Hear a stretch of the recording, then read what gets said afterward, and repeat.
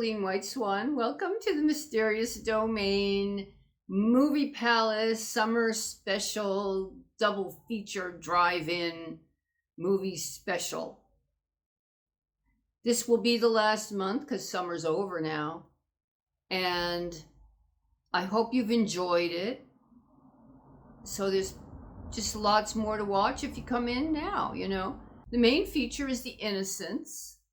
And your warm-up is another thriller episode. I like these three that I put up here. I put up The Closed Cabinet, Prisoner in the Mirror, and this one, The Grim Reaper. And this Grim Reaper one stars a young William Shatner and Natalie Schafer, who is known as, Lovey on Gilligan's Island, and she basically plays the same character. But anyway, this is a really good script. This is really well done. As all these thriller episodes are. They're just extremely well done. And I think you'll enjoy it. So I have to get myself out of the way because we're going to open the door and let the master in, who is Boris Karloff. So have a good time. I hope you like it. Bye-bye.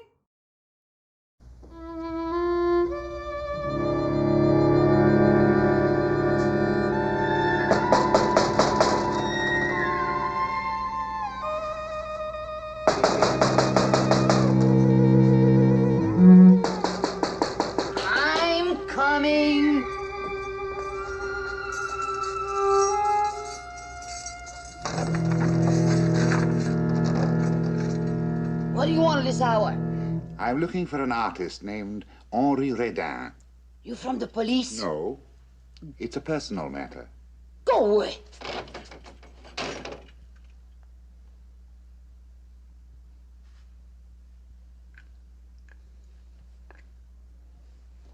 All right.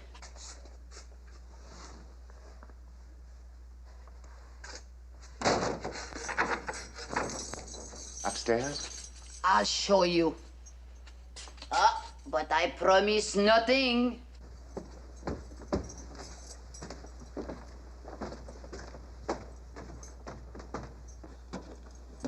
He's been locked in his room for a week. When I knock, he tells me to go away. He's painting a masterpiece. Oh, then he is working. Or drinking. Or taking drugs. He is fool, that one. Oh, many painters have lived in this pension, but none like Radin. This masterpiece you spoke of, have you seen it? I do not wish to see it, monsieur. His work is evil. Perhaps a nude. There is no evil in nakedness. Oh, but Radin, he paints monsters. He sketches at night in graveyards. Graveyards? Oh, last month he did the portrait at the morgue. His model was a corpse. He called his painting Still Life. Huh. Monsieur Radin, open the door. You have a visitor. You see, he will not answer. Perhaps he's ill. Better use your key. Please open the door, madame. I insist. And by what right, monsieur? I am his father. Oh.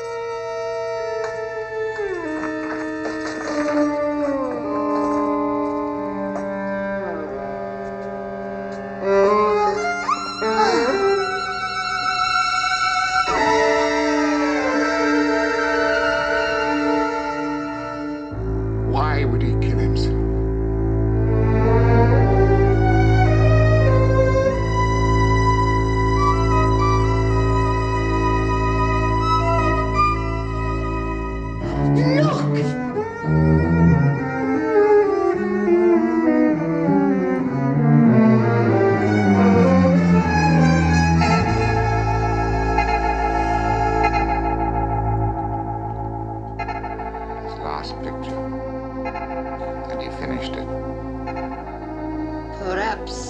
Perhaps the picture finished him.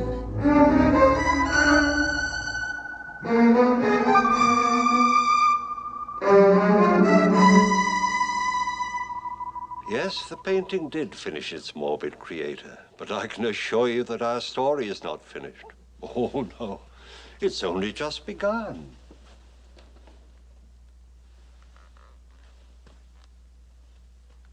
Blood. Think of that.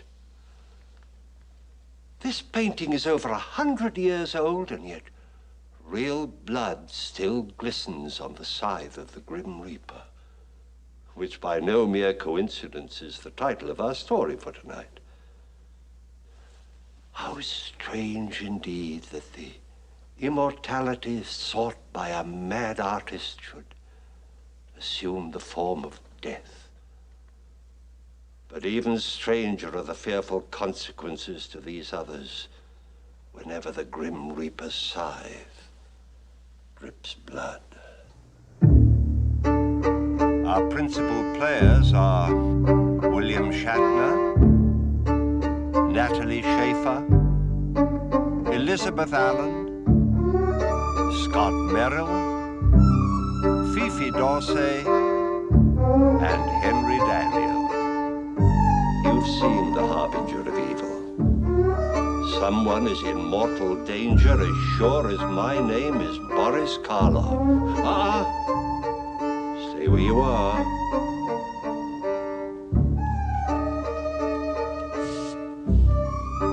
I'll join you as you wait and watch.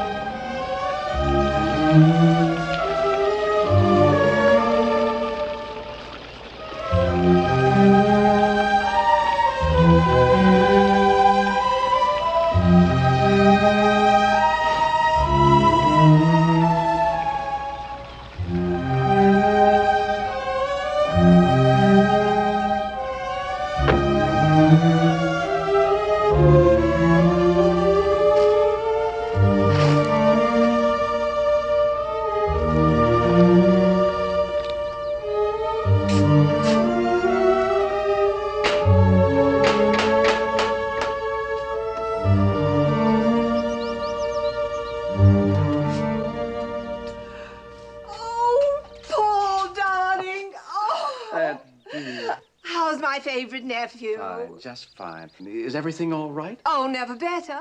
Why? Well, I had a bit of a shock when I drove up. I thought something might have happened. Oh, you mean the hearse? Isn't it divine? I just bought it.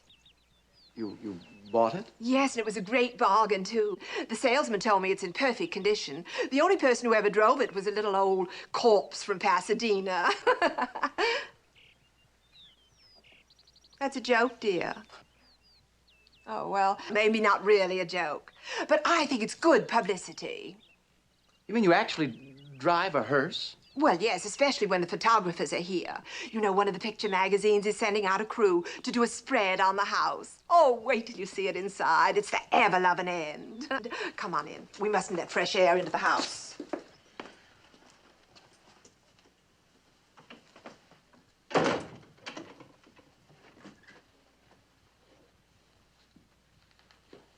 Well, what do you think?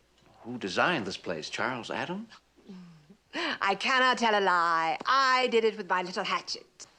I don't get it. Oh, Paul, dear. To you, I'm just good old Auntie B. And a bit of a kook, right? Oh, now I know. Never mind. But you must remember that to the public, I'm Beatrice Graves, author of 27 hardcover mysteries, 11 screenplays, and 3 television series based on characters that I created. So it pays off to be a bit of a character myself. Well, now do you get it?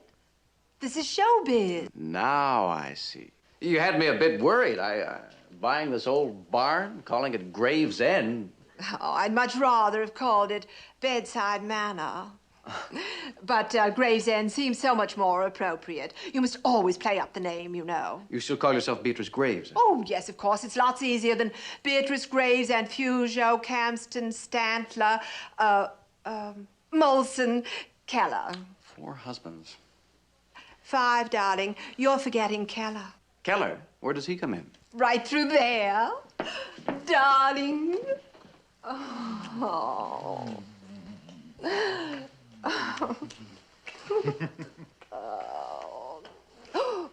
Oh, darling. Oh, no, really, not in front of company.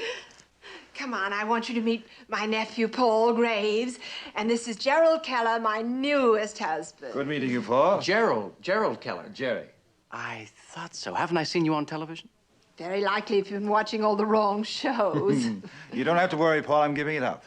I played the charming, boyish murderer for the last time. Oh, that's a pity. Carolyn will be disappointed. Carolyn? Carolyn Thomas, my landlady's daughter. She's madly in love with Gerald. Oh, she is she? Well, why don't you bring her around so Gerald can meet her and I can scratch her eyes out? No, Aunt B, that's no way to talk about a 10-year-old child. I've got a better idea. Gerald, why don't you give her your autograph? Just sign your name right here. I know that'll give her a big thrill. Okay, I've got to be nice to my public. The only reason I married him is because I'm so fond of ham. Darling, come and let me show you the rest of the house. Aren't you coming on the grand tour, dear? Not this time. I think I'll go upstairs and finish some letters. All right.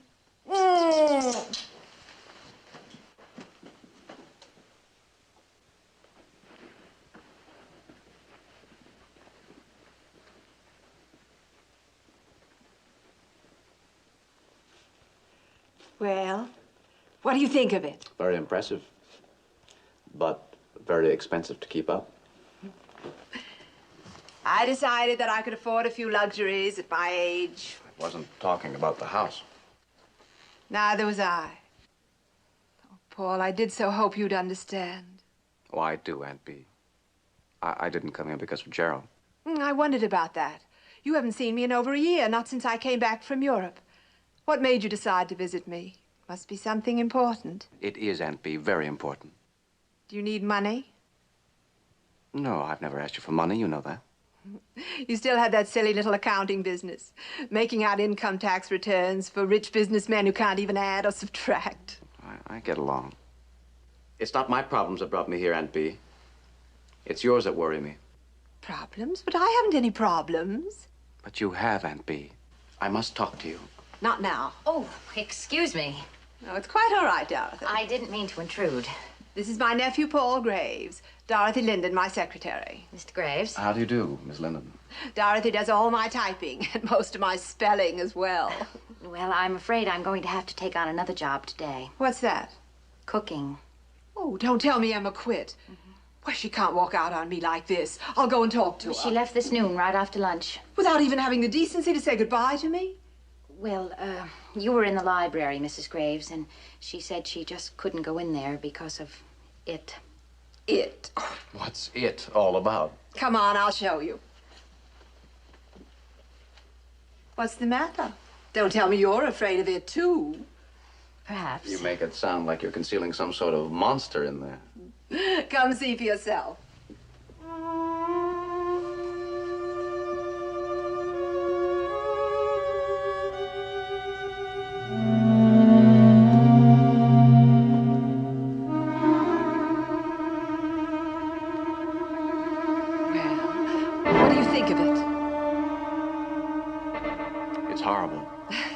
Were you expecting Whistler's mother? Please don't joke about it. But it is a joke.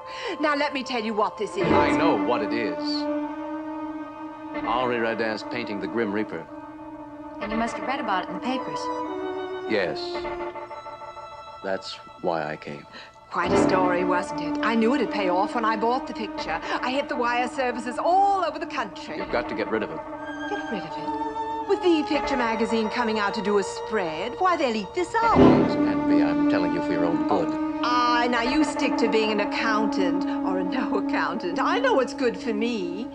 This is publicity. Will you listen to me? Something wrong? Yes, with my nephew's pointed head. He wants me to get rid of the picture. Well, you've got to admit it's a bit on the morbid side. Apparently, you don't know the history of this painting. Only what B told me about the absent-minded artist. Absent-minded? Yeah, like he hung himself instead of the picture.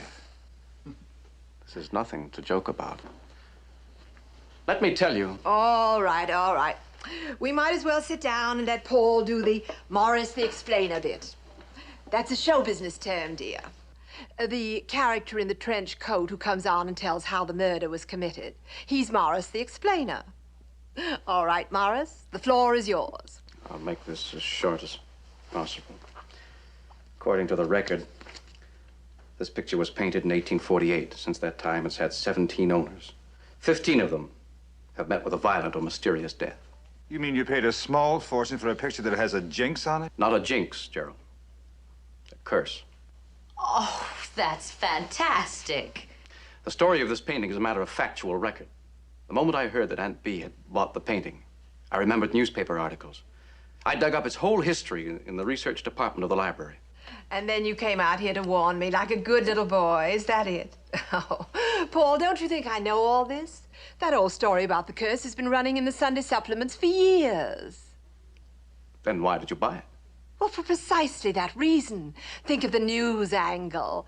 Mystery writer defies ancient curse. Then you don't believe the stories?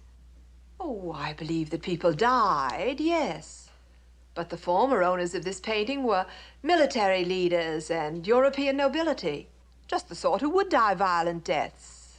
Well, what about all those other curse stories? The Hope Diamond. The people who died after opening King Tut's tomb. Just coincidence. No curse. You might as well say that the Declaration of Independence carried a curse. Of course, everybody who signed it died. Well, I guess we can all relax. You're forgetting one thing. Aunt B, you say you know the history of this painting. Of course I do. Then how do you explain the stigmata? Stigmata? Isn't that a religious term? When holy men or sacred relics suddenly start to bleed? But this isn't a religious painting. No, it's not a religious painting. Unless the man who painted it worshiped death. Who knows what went on in Henri Radin's twisted mind when he created this nightmare. But one thing we do know, 15 of the people who owned this painting met with a sudden, unexpected, violent death. And each was warned. Oh, how? You mean somebody told them? The painting told them.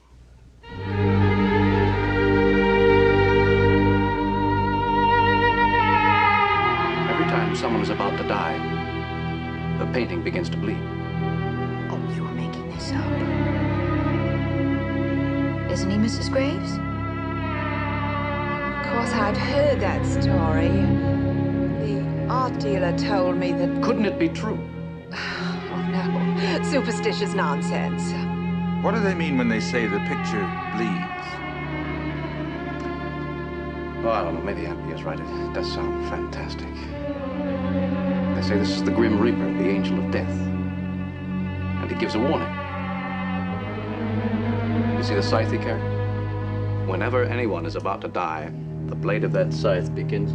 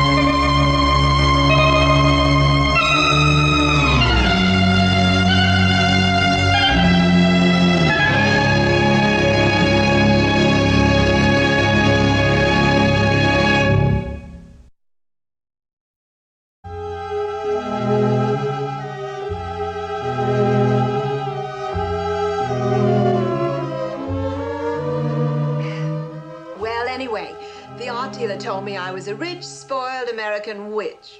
That's the word he used, in French, of course.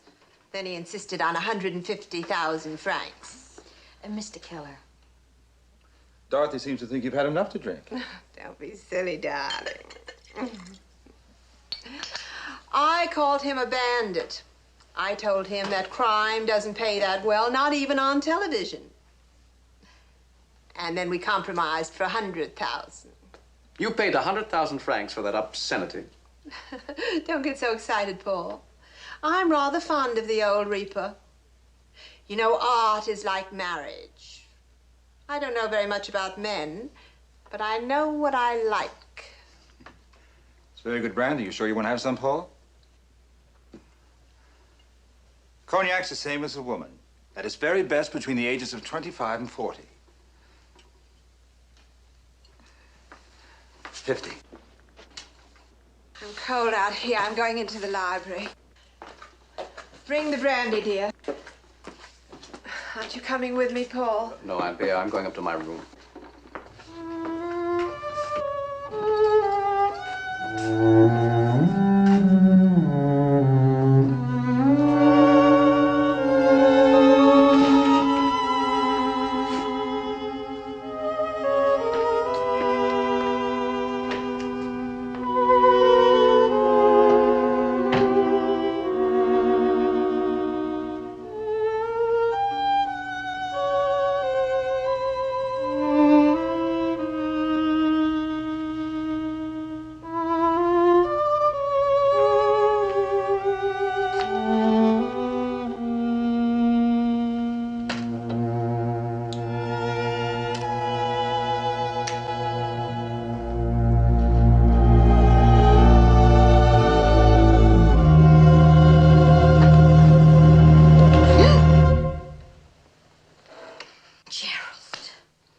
Little progress. At least we're on a first-name basis. What's the idea of sneaking up on me like that? I'll give you 3 guesses. This is no time for clowning. But I'm not clowning. If you just give me the chance, I can prove it. You promised to leave me alone. I guess I'm just a forgetful type. Well, let me remind you then. You're a married man. You don't have to remind me. How can you be so cold-blooded? Aren't you concerned about what happened? Of course. That's why I'm here. I was worried about you. Well, you ought to be worried about your wife. Didn't you notice at dinner? She always drinks at dinner. Not like this. I'm afraid she's going off the deep end again. Who were you going to call? Dr. Bryce. Don't bother. But if he came up, he could calm her nerves down, give her a shot. Let her get her shots from the brandy bottle. That'll calm her soon enough. Gerald, she's your wife. No, she isn't. She's married to the brandy bottle. She doesn't know how I feel about you. And if she did, she wouldn't even...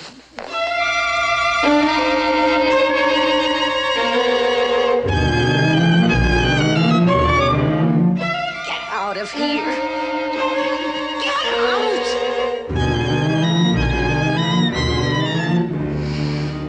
Okay. I can take a hint.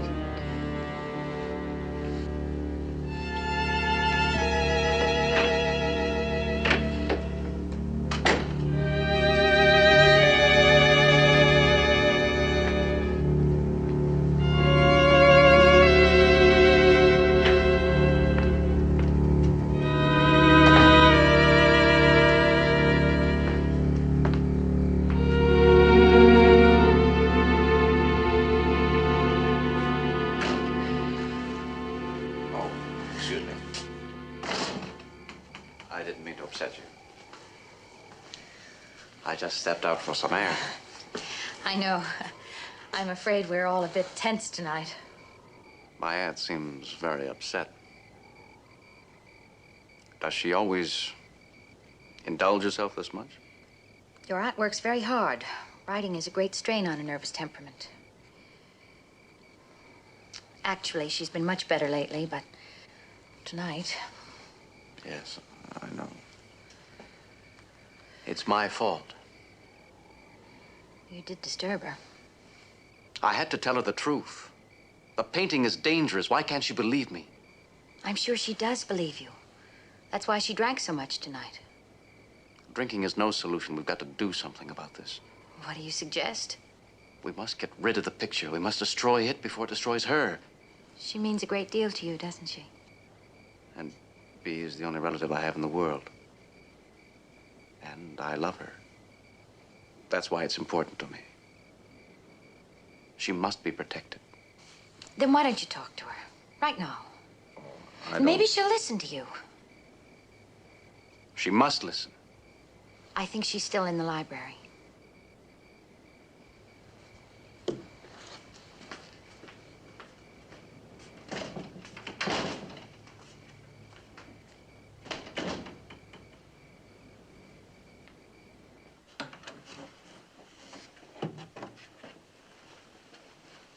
Aunt Bea?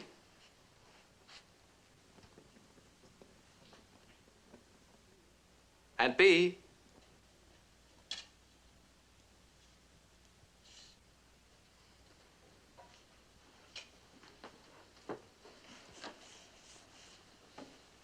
What do you want? Looking for a drink? Help yourself. No, thanks, Aunt Bea. I never touch it. Oh, yes, that's right. You don't drink. You don't do anything. What are you anyway, the world's oldest Eagle Scout? Please. I know. Aunt Bea. I know you're here to do your good deed for the day. Who sent you anyway, Gerald? Or the girl? Neither one. I should know better than that. They don't care what happens to me, just so long as it happens soon. What do you mean?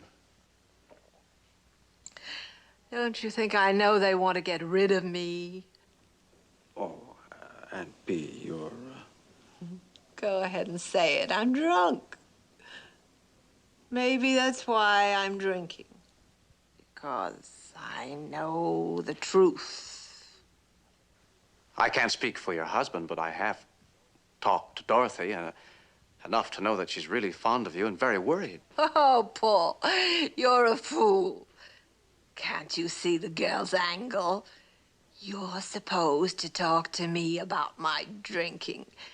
Maybe even persuade me to go into a sanatorium for a nice, long rest cure. Perhaps it would help. I know one thing it'd do. It'd leave the two of them here, alone together. Now do you understand? If you believe that, why do you allow the situation to go on? Because I'm a fool, too. I love my husband. Funny, isn't it? Rich old dame, worthless young. Great plot for a murder mystery, Aunt Bea, the stigmata, we've been warned. Something could happen. Go ahead and say it. Say what? The line. It's in all the mysteries. You've got to believe me. That's it. That's the line. You've got to believe me. That's what our hero always says to the police just before the murder. Nobody ever believes him. And then, all of a sudden, before you know it...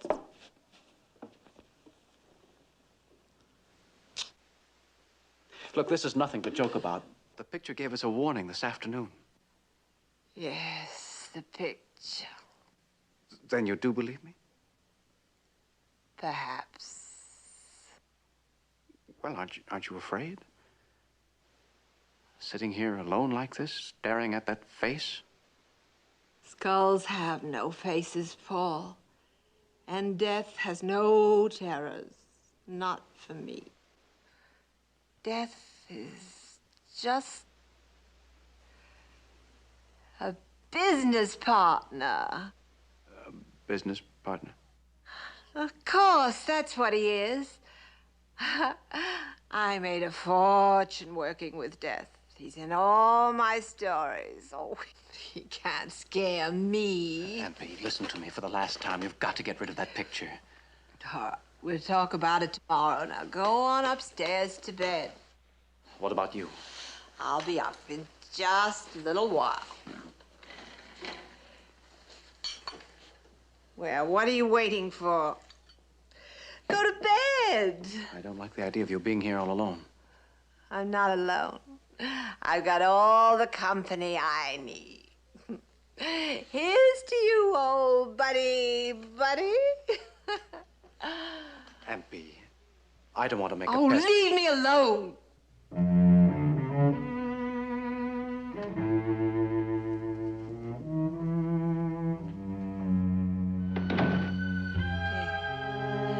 That's better. Just the two of us. Oh, nice and cozy. Well, here's to crime.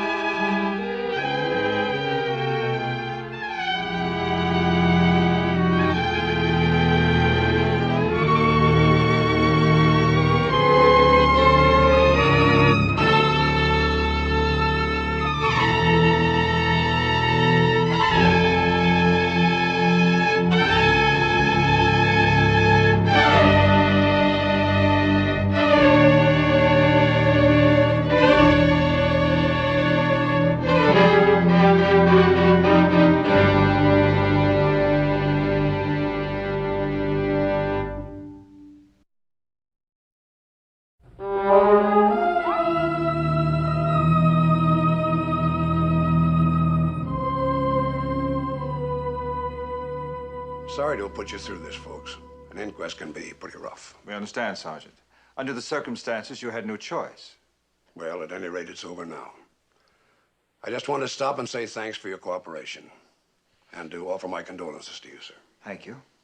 And to you. Your aunt was a wonderful woman. Yes, she'll be missed. Sergeant, before you go, there's something I must ask you. Yes? The coroner's jury brought in a verdict of accidental death. Do you accept it? What else could it be? Are you hinting? I'm not hinting anything. I'm asking the sergeant a question. Do you accept that verdict? Yes, I do. We all know she'd been drinking. Stairway was dark. She stumbled, fell. I'm not talking about how she died. I'm talking about why. What do you mean, why? Sergeant, the picture warned us something was going to happen. Please, you're only upsetting yourself. The sergeant knows all about the picture. Believe me, miss, we did everything we could. The lab man went over the picture with X-ray and microphotography. There wasn't a trace of blood. But we saw it. Paul, tell him. I already have. I'm afraid he doesn't believe me any more than Aunt Bee did. But it's true, Dorothy's right. There is a curse on the picture. That's why my aunt died. If there was only some way I could prove it to you. Believe me, if you find out anything at all, I'll be glad to listen. Meanwhile, the verdict stands. I'm sorry, miss. May I show you out, Sergeant? Paul, I'm frightened. There's nothing to be afraid of. It's all over now. Is it?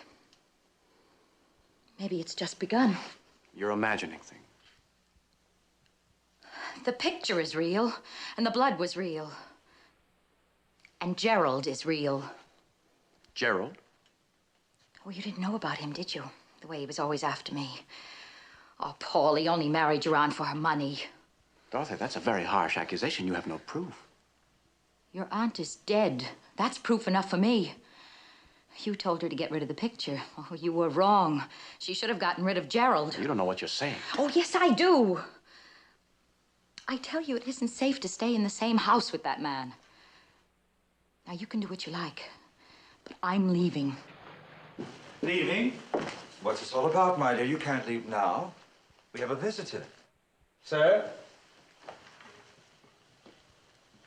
I don't understand. Who is this man? Mr. Phillips is my late wife's attorney. He's here to read the will. A necessary formality. Now, if you'll be seated, we can proceed. You may use the desk if you like. Thank you.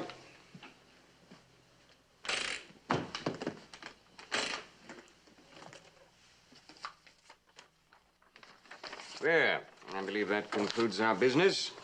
Are there any questions? Let me make sure I've got this straight now. She left everything to me. Exactly. You're the sole heir. Oh, well, that hardly seems fair. Paul here. He's their only living blood relation. I assure you the will was carefully and legally executed. As I told you, she made it out the week after you returned from your honeymoon. She loved you very deeply, Mr. Keller. Yes, I know. Shall I see you out? If you wish. Interesting painting you have here. Yes. I couldn't help but notice how the eyes seem to move. Eyes? But there are no eyes in the picture. That's odd. I could have sworn all the time I was reading the will that the figure in the painting was watching me. Yes.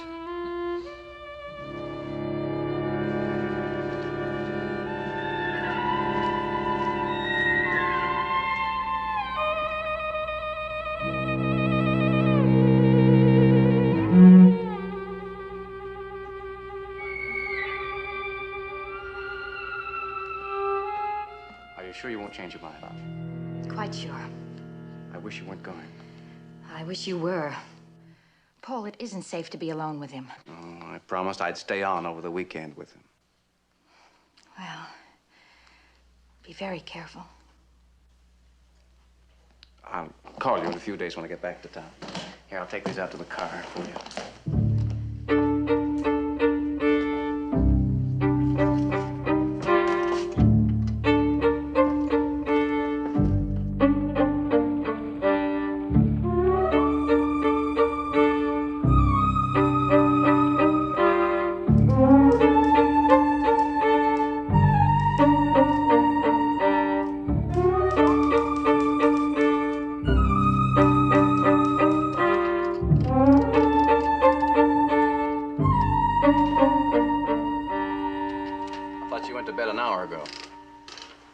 Yes, but I couldn't sleep. Just nerves, I know. Why don't you try a sedative? Sleeping pill? I don't have any. I have just the thing. Here, try this. Thanks. Water?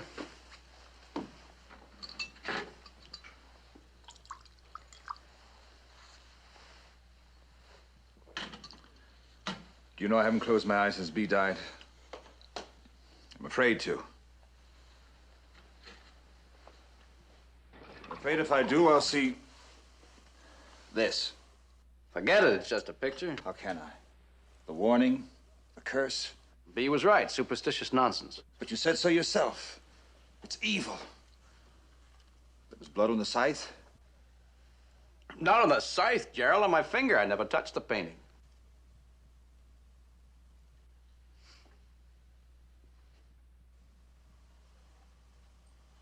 It was all a trick. I had to have an excuse to see Bea again. Dear Aunt Bea, so rich and so selfish. Only one way of getting any money out of her. By inheritance. But I inherited the estate. So you did. But it won't do you any good, I'm afraid. Once you're dead, I'm the only remaining relative.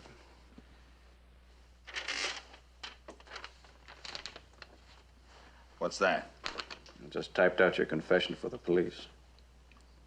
My confession? You admit you pushed her down the stairs. But you killed her.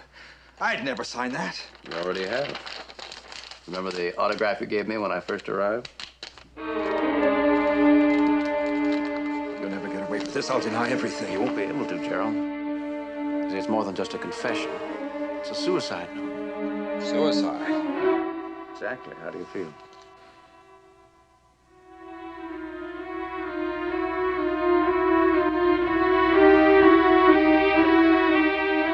The sleeping pill.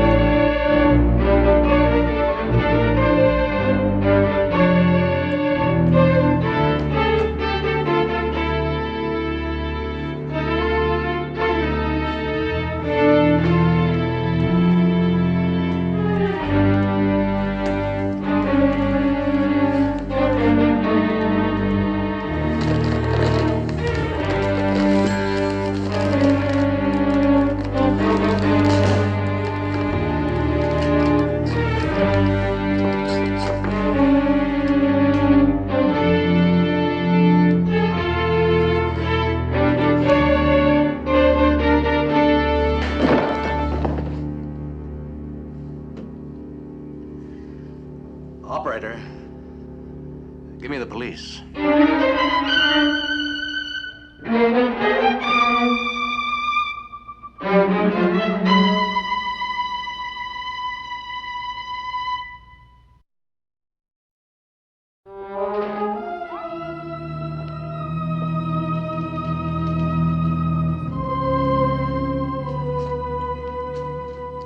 Well, thanks for your statement, Mr. Graves. That's all right. Well, I guess there's nothing more to be said. At least now we know the truth. Yes, now we know. You plan on staying on here in case I want to get in touch with you later? Actually, I'd planned to go back to my apartment in town. You can reach me there. I can't say that I blame you. Mr. Graves. Yes? About that picture. What about it? Well, I've been doing some thinking since you told me about that curse. Oh, Sergeant, we know how my aunt died. The picture had nothing to do with it. It's only a painting. Oh, I suppose you're right. Just between the two of us, I'm glad you don't plan on staying in this house with it. Alone. Well, good night.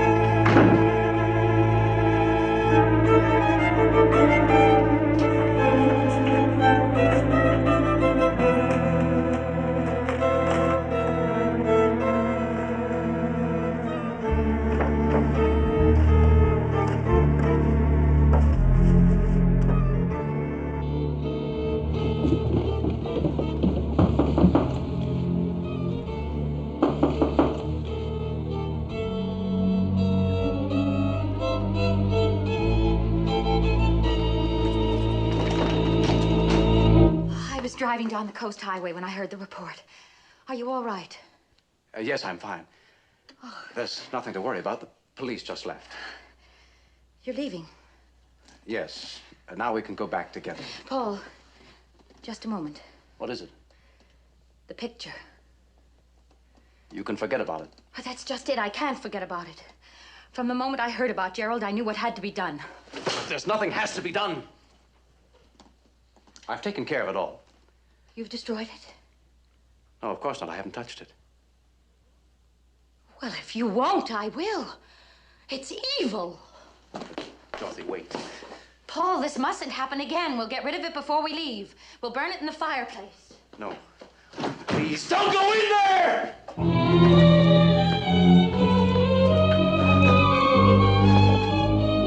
There's nothing to fear. There's no curse. Your aunt is dead, Gerald is dead, and you may die! I made it up to frighten them! It's just a picture, that's all. An old picture. It doesn't really bleed. You made it up. Yes, there's no curse.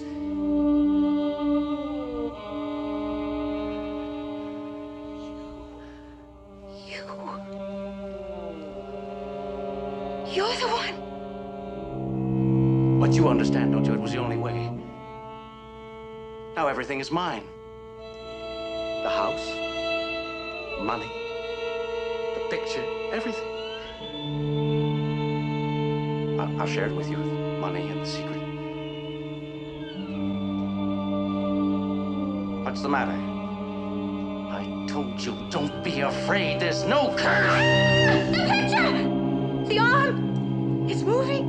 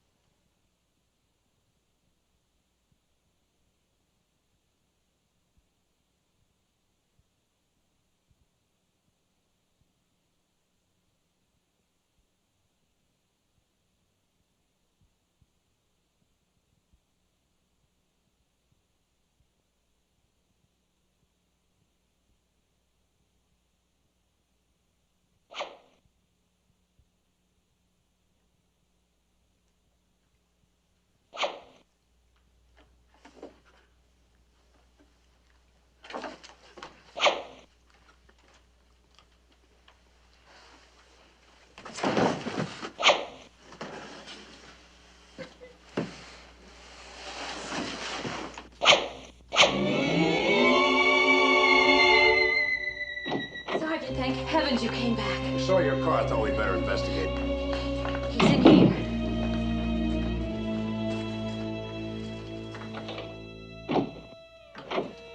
Excuse me, miss. Good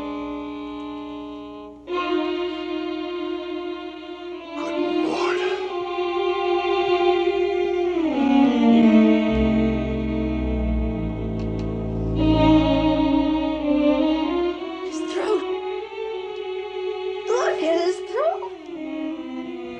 Weapon could have done that.